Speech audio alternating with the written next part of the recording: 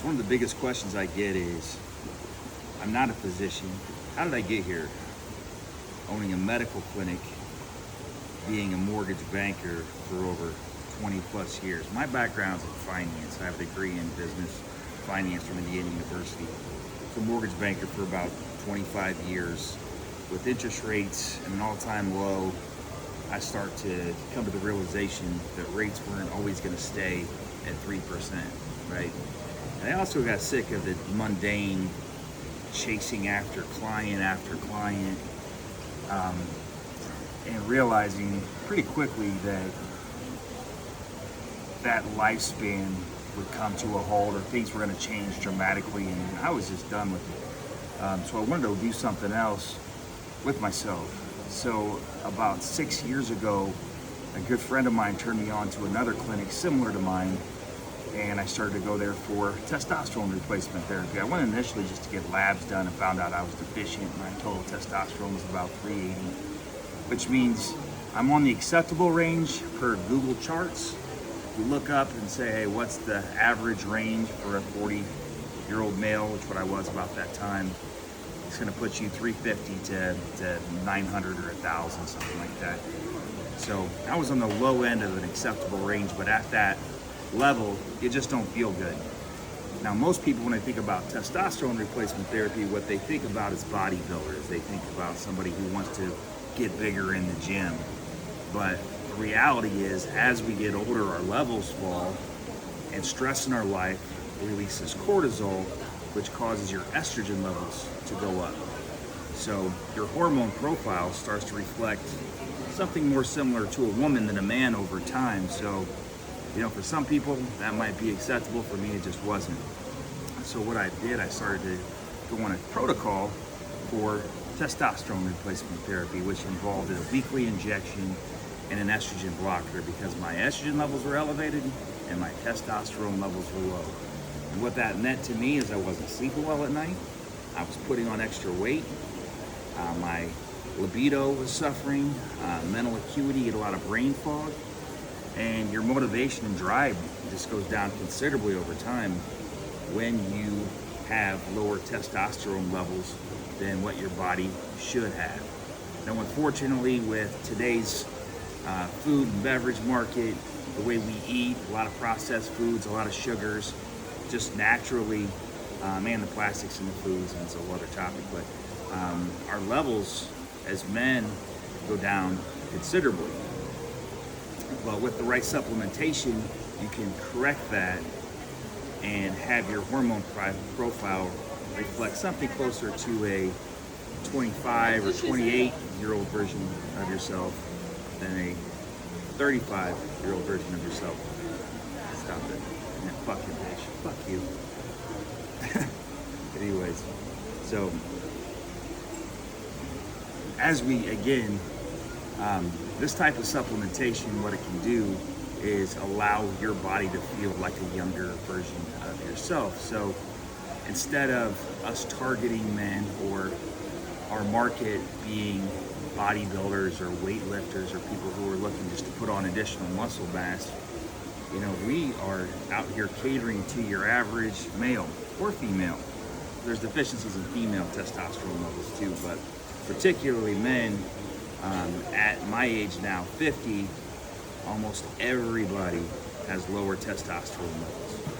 Though we do see a huge influx of people in their late teens, early 20s who also have very low testosterone. And you can see it. You can see it in your average person walking around. You can see it in our society. But the reality is, it's something that can be easily corrected. It's something that we can do at home without having to go to the doctor every week.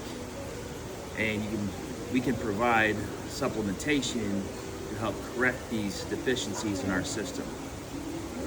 So the first step is to get tested. So the conditions by which you can get hormone replacement therapy are twofold. One, symptomatic. Don't sleep well at night. Maybe your libido's low, you have brain fog, you don't have the ambition, motivation we once had. But also then you have to have tests, blood work, that accurately reflect that. One of the great things about being on hormone replacement therapy is you get regularly scheduled blood work. So once a quarter we come back and I test my own levels to see where I'm at. And if I see any things that need adjustment on my labs, I can make the corrections with my protocols. So we start off with blood work, a doctor consult. The doctor will look at those labs, give you an educated opinion about how much testosterone you should be taking, and then we come back again in 6 weeks after to see where those levels fall. Now, you may need more than what we gave you initially. You may need to come down a little bit. But the reality of the situation is you don't know without the labs, and that's the biggest difference between going to your average guy in the gym who sells testosterone and coming to a clinic. The labs speak for themselves. And it's not just those labs. So once you get those initial blood work, you look for your PSA, which is your prostate score, to see if you have a prostate issue. Now, testosterone does not cause cancer, but can accelerate cancer growth, specifically in the prostate. So if you have a prostate issue, we send you to the urologist. That way we don't put anybody in harm's way. And that's the biggest goal, is we want to improve your life, not put you in harm's way, not put you in a worse position than what we found you. We also check your estradiol, which is estrogen levels, CMP, CBC, PSA, and then an IGF-1, IGF-1 being a growth function test.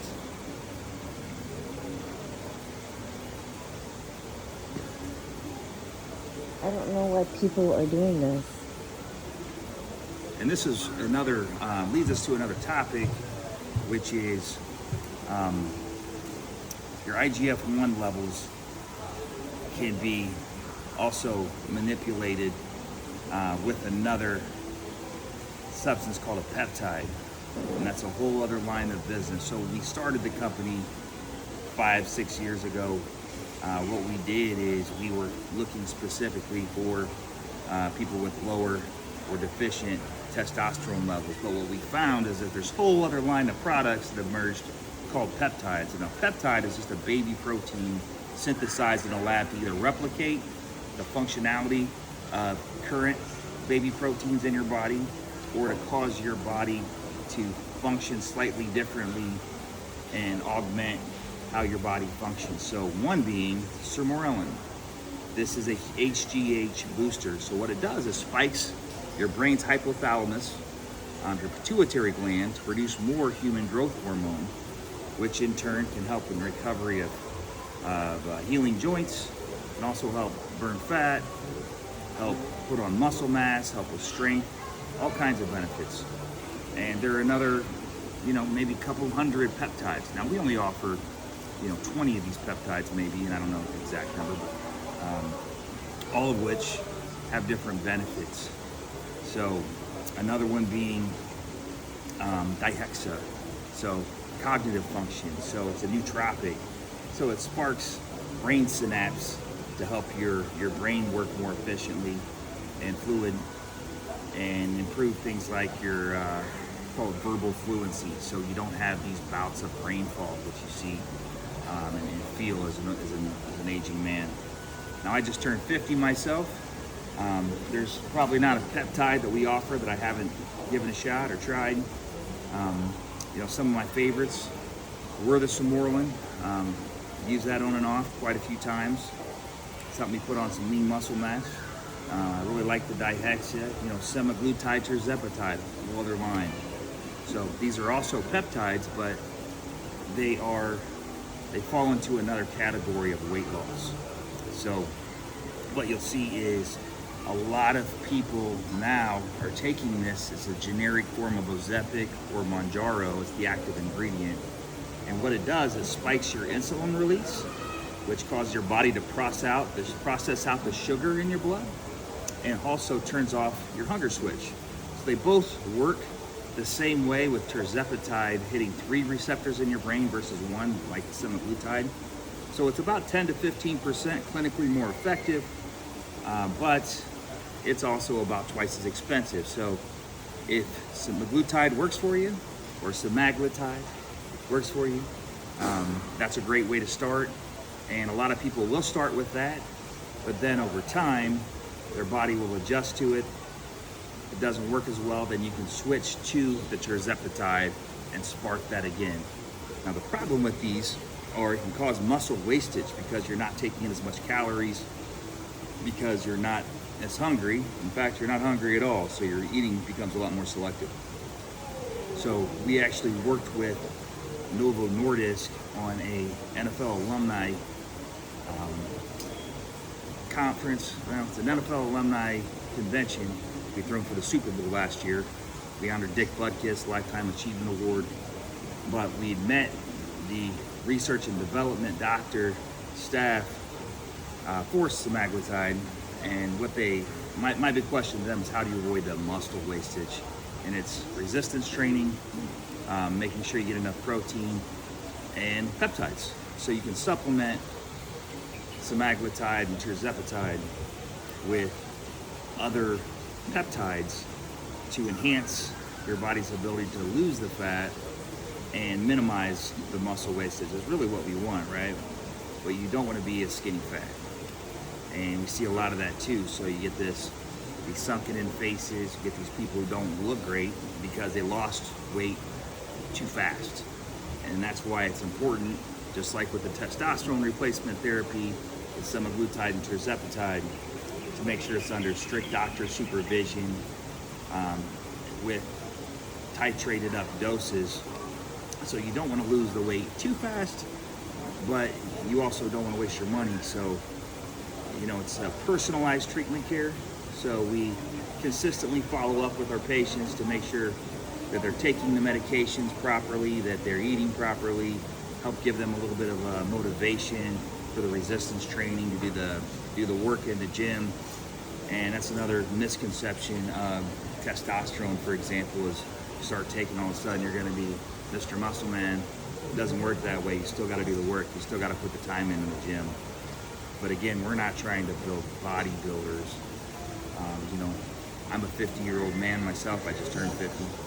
And, you know, we find people similar to us who have the same types of needs that I have and my business partner have, and help them just live a better, fuller life, to feel better about themselves, to optimize their energy levels, their ability to maintain and to put on muscle mass, have the proper levels of motivation. Because if anybody who's had low testosterone before and have actually had that type of proper treatment to tell you, it's like walking out of the clouds, man. It's just night and day. I think of the movie scene, Interview with the Vampire, when he looks through his vampire eyes for the first time and sees the world anew. Because you forget, it's also, it's like if you've ever been in the Midwest. I grew up in Indiana, Northeast Indiana, and you haven't seen the sun for, you know, 2 or 3 months, and all of a sudden it comes out and you're like, wow, I feel great. And that's because you get this fresh dose of vitamin D, and you're like, you almost forgot what it feels like to feel good again. And that's why we have such a high patient retention rate, is once you start testosterone, you don't want to come off it, because your levels will fall right back to where they were when you started, maybe even a little bit lower depending on where you're at. Now for our younger patients, we have this whole influx of 18 to 22-year-old kids who come in who have majorly deficient testosterone as well, and we hesitate to put them on a synthetic. Primarily is, you're going to be on this for the rest of your life. When you come on, it's a protocol you're going to start, and you're going to want to stay on it. One, because once you're at a 300, there's really no way to spike you up to a 700 or 800 that we found without synthetic. So you start it, you're going to stay on it, but you're going to feel a heck of a lot better once you are on it. Now let's talk about the side effects. You know, potentially people lose some hair, get acne. Another big one is your body will stop creating as much testosterone when you're on testosterone.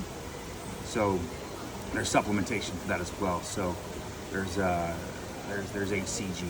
So you take another injection, which will cause your body, it acts as a luteinizing hormone, which spikes production of your testes to make your own testosterone production. It spikes your own production of it. and it'll also offset the fact that your natural factory for testosterone will start to shut down a little bit, because your body will recognize, hey, I've got enough. I've got more than what I've produced, so it'll stop producing as much. So all these things we take into account, but the hair loss, that's as easy fix. The DHT blocker, acne, we don't see a lot of it, but this is something that you look out for, and if it becomes something that is more than what you bargained for, then you can always come off testosterone. But there can be some side effects. But me personally, haven't lost any hair, don't have any acne, feel great, and allows me to work out, feel good in the gym. One of the biggest things that testosterone does, it makes working out feel good again.